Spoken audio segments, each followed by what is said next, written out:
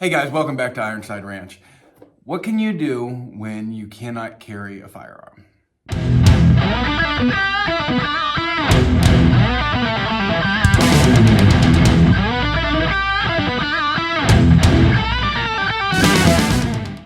Okay, so a lot of municipalities you may not be able to carry a firearm, and whether you're going through airport security or through a through a checkpoint going into like a courthouse or something along those lines, you may not be able to carry a firearm. Or let's just say you're going on vacation somewhere, you're going to visit family. I know a lot of us that carry firearms try to avoid these areas that don't allow firearms, but you end up running into the issue of not being able to leave your house, right? Because I want to be able to travel, I want to be able to go. I'm sorry, the rooster's going crazy. I apologize. But the issue is that I want to go on vacation to England, or I want to go to France, or just any international travel, because it's been virtually impossible to take guns on planes unless you're willing to pay exorbitant fees and tariffs and stuff like that to get them in there. I know my wife and I've been looking at doing an IDPA competition in. It was either in Norway or Sweden. I can't remember now which one. Anyways, it was very, very expensive to try to get our guns in there. And then you can't have them on you. There's so many ridiculous, right? Basically, we have to transport them straight to the range with the paperwork. They stay locked up at the range until we come home. It's way easier just to go to the range and rent one. So there's a lot of restrictions internationally. America is one of the few countries that is fairly gun friendly, and it's the only one that I know of that has a Second Amendment that actually allows you to carry and protects that right. Even other countries that are somewhat gun friendly, like say Costa Rica, for example, they're still fairly restrictive on it. I think they now just ban semi-automatic rifles and the assault rifles, the scary black rifles. They have magazine bans and stuff like that. So and you have to go through psychological evaluations to be able to carry a gun. And those, the problem with the psychological evaluation, some people might say, well, that's a good thing.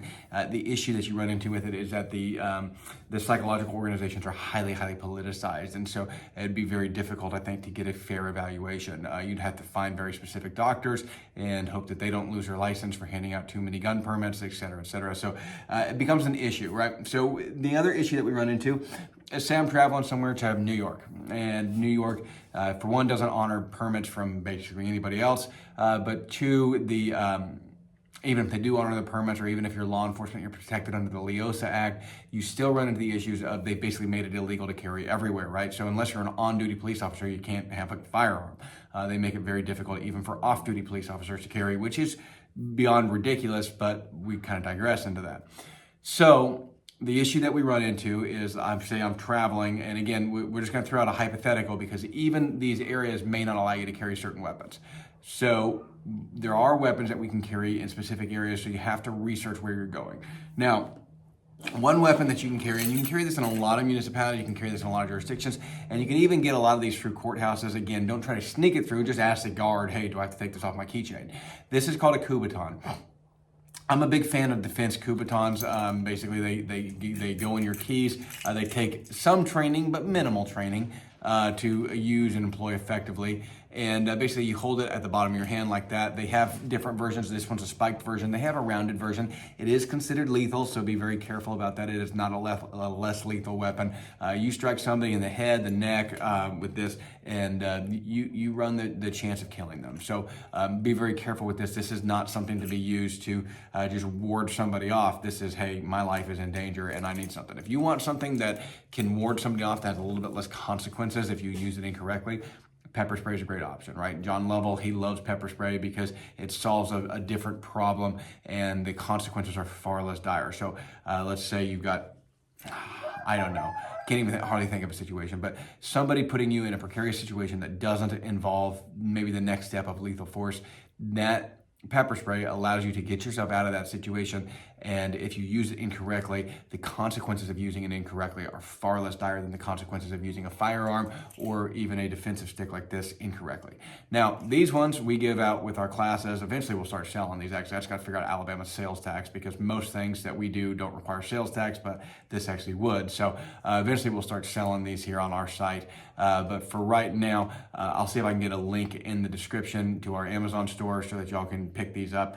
These are pretty beneficial. They run about $15. These ones I buy in bulk, so obviously mine are substantially cheaper, but they run about 10 or $15, and they're a great thing to put on your keychain. Buy one, put it on your keychain. It also helps you from losing your keys as an added benefit because they're a lot bigger.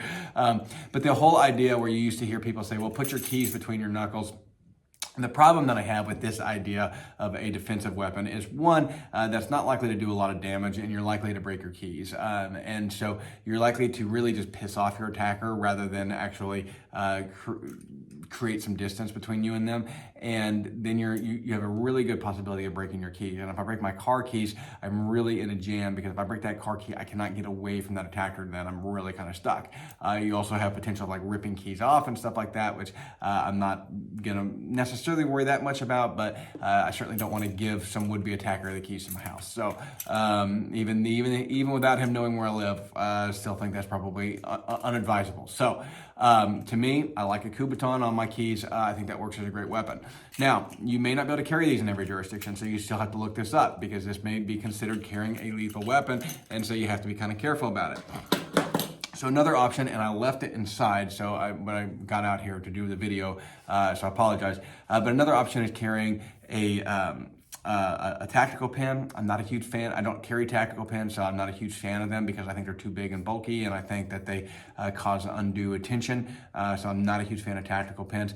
What I like are zebra pens. Zebra pens are normal pens. They're just solid stainless steel, and or maybe it's aluminum. Might be aluminum. Anyways, solid metal pen, and to me, those are a great defensive weapon.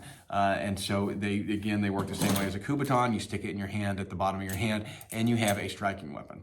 Now, the next level up, if we can carry them, and believe it or not, there are jurisdictions where you can carry a knife, but you cannot carry a gun, is a defensive knife. Now, a defensive knife is not something like my Leatherman, right? My Leatherman, even though I carry this every day, this is not something that I can really use as a defensive knife because it takes simply too long to get out and to employ. It's also not really set up well because you don't have like any type of hilt or anything like that to really help you get a good grip on it. So you're going to end up cutting the death out of your hand. So this Leatherman is not an adequate defensive knife. So I do not advocate for using that. So if you're going to carry a defensive knife, you have other options.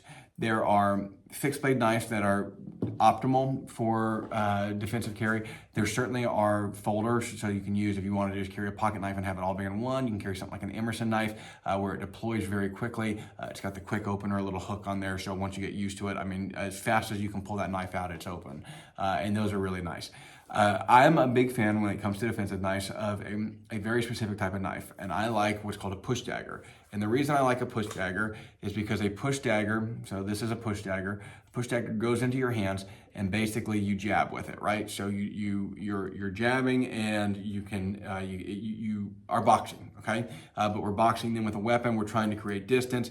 This helps us create that distance, and they take very minimal training. Anybody that knows how to punch can use one of these effectively. Now, again, doesn't mean it doesn't take any training, but it takes minimal training to employ and be able to use. So I'm a big fan of push daggers. This one happens to be the Warrior Poet edition from Shivworks. There are different ones out there. When you look for a push dagger, you want to look for a couple things. One, push daggers tend to work better if they come out of your between your index finger and your middle finger, as opposed to the ones that come out between the ring finger and the index finger. The reason is it helps you control the torque of the blade moving a little bit better, and so ideally you want one that comes out between your index finger and your middle finger. The other thing that we want to look for is we want to look for one that has a small enough shank here that I can still get a good grip on it. But some of the ones, especially like cold steel makes good quality steel, but their shank is too big, and so it puts added leverage on that. So you run the risk of, I strike somebody, I hit them in the head, and that knife then bends down. So another reason I really like push daggers are really hard to disarm somebody with. So if I have this push dagger in my hand, it's virtually impossible for you to take this push dagger from me short of cutting my fingers off, right? So because you cannot grab the blade and take that off and try to grab it, you cannot, even using a lot of knife techniques, it's very difficult, because even if you force me to open my hand, I still actually got somewhat of a grip on there. So this is one of the reasons why I'm a real big fan of push daggers when it comes to a defensive knife. Now you have to make the decision, do I want to carry a defensive knife as well as a gun, or is this defensive knife and then carrying my Leatherman, is that too much? That's the decision that you have to make. But this is certainly an option, and certainly one worth having in your nightstand or whatever, so that you can have this option when you need to. As a general rule, do I carry this every day? Nah, sometimes I like it, so it's kind of fun. But no, I don't generally carry this every day. The times where I carry this is when I'm in like a suit, right? So if I'm wearing a suit, because I don't carry my Leatherman when I'm wearing a suit, and so I have no ability to cut anything without a knife, so I want to carry this to have just a knife to be able to, whatever, slice open boxes or something along those lines. So I want a knife on me, even though this is not ideal for utility situations, but then this gives me a defensive knife to use in that event. So, and then a lot of venues that we go to that require us to wear suits, I'm not allowed to carry a firearm. So because of various reasons, like, whether it's in a facility that doesn't allow firearms, or it's in a secured facility where you're actually getting patted down going through and stuff like that. The knife generally is allowed, even though this is a defensive knife. Hey, it's just my pocket knife. You know what I mean? You can't. It's hard to make an argument that this is not my pocket knife. The one thing you have to be careful of is that push daggers have some legality issues in certain jurisdictions, and so you may or may not be able to carry these everywhere, so definitely check your local laws. But push daggers a lot of times are left out on the laws, which is kind of cool, because where it may say, you can't have a volley song or a butterfly knife or a switchblade, a lot of times these knives are left out of those regulations. So they work really well in that sense, that they can get around a lot of those regulations, but there are areas where they are illegal. And I believe, like, even if you're traveling to New York, I don't think you can carry this even though it's under 2.5 inches, right? Or 3 inches or whatever. I don't think you can carry this. Somebody correct me if I'm wrong, put it down in the comment box. Anyways, guys, I really appreciate y'all watching. I just wanted to go over some weapon options for you when you cannot carry your firearm, and we will catch y'all next time.